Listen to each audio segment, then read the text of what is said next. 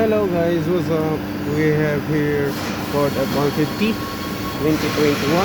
So the main concern is the stepboard is not working. As you can see, the stepboard is not working. So we will check first the computer.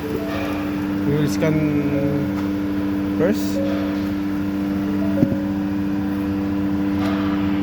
So we have hotel for scanning the trouble codes if there is a trouble code.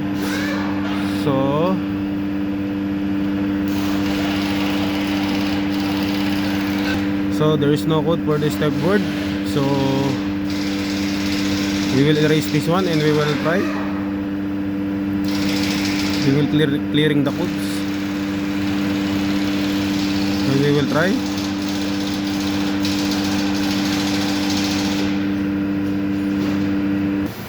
After clearing the code, unfortunately, same issue.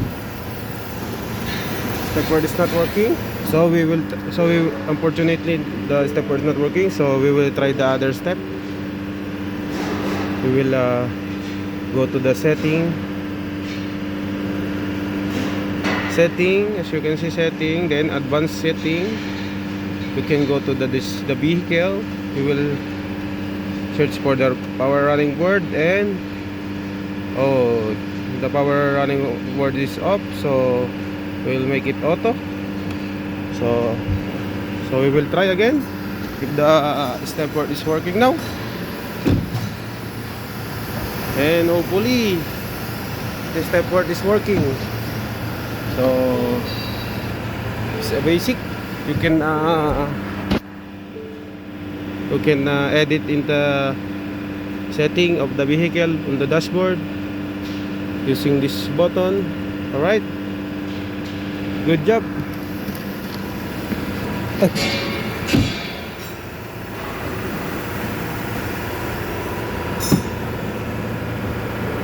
Okay,